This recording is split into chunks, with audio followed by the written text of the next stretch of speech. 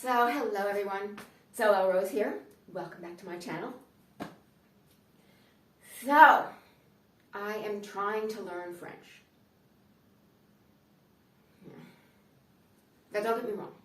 I love the French language. The French language to my ears sounds like poetry. It is like music floating through the air on gossamer wings. The fact that I can't understand a word anyone's saying does nothing to detract from the sheer transcendental experience of listening to this beautiful language. But the way they accomplish this fluidity is by getting rid of all those pesky consonants. You know, those consonants that separate one word from the next? So that all you've got on the French side of the Rhine River are these very elegant Amal Clooney's of the alphabet world. Meanwhile, those pesky consonants floated over the Rhine River. They're kind of like the Sylvester Stallones of the alphabet world. And they're over there, hanging out, drinking a beer. So, they think we're not good enough for them. No, we don't need that. We can make words without vowels. Half-flicked. 11 letters, 2 vowels. Quatsch. 7 letters, 1 vowel. So that to my ears, the German language sounds like they've just taken that empty beer can and are crushing it slowly in their hands. But you know, if you were to get the vowels from the French side and the consonants from the German side back together, you might actually end up with a reasonable facsimile of a language that can be both easily spoken and understood. English. So I've been in Strasbourg for 8 months now, and the local people are really not impressed with my attempts to speak their language. I recently had a run-in from the electrical company. Managed to flip the master switch in my apartment so that there was no electricity anywhere. And I call up the electrical company frantic, asking them to please help me figure out what I did so that I can turn my electricity back on. And they're like, "You don't speak French?" And I'm like,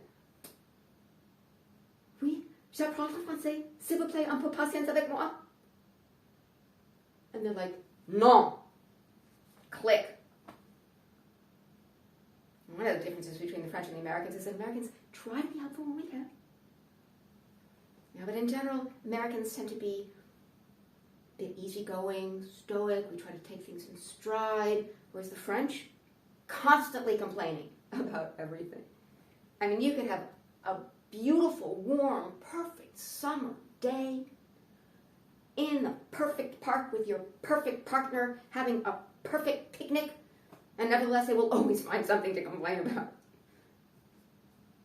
So I figure, at least until I learn how to speak their language, my best shot at fitting into French society is honing my complaining skills. So what I want to complain about? Relationships. Now, I am single, and I have no desire to alter that status. Please don't introduce me to all your single friends. And when it comes right down to it, there are reasons we're all single. You get a bunch of single people in a room together, they're going to be checking each other out, going, "I don't think so." But anyway, there's really not a lot of advantages for women in relationships these days. I mean, back in the old days, a woman had to be married to just survive financially or socially in the world. But all that's changed. I mean, we're all working. We all pay our own way.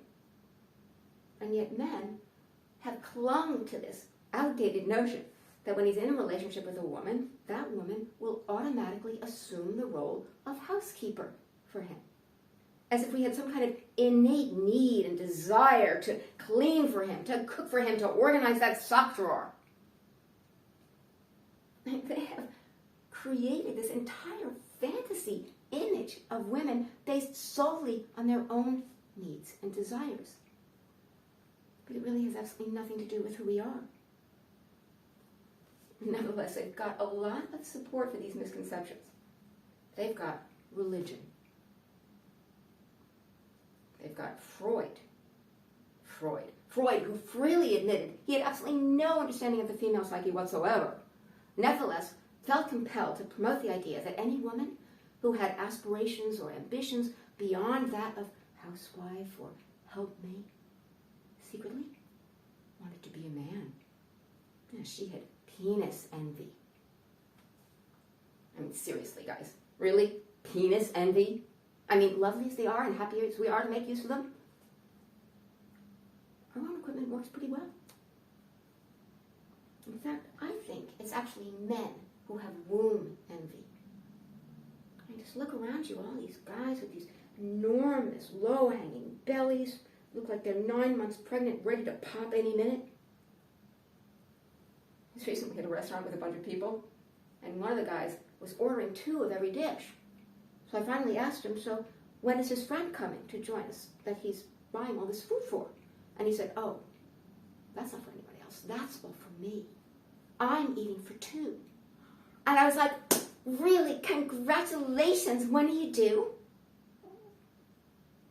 Anyway, thanks for listening. This is Zoel Rose saying good night.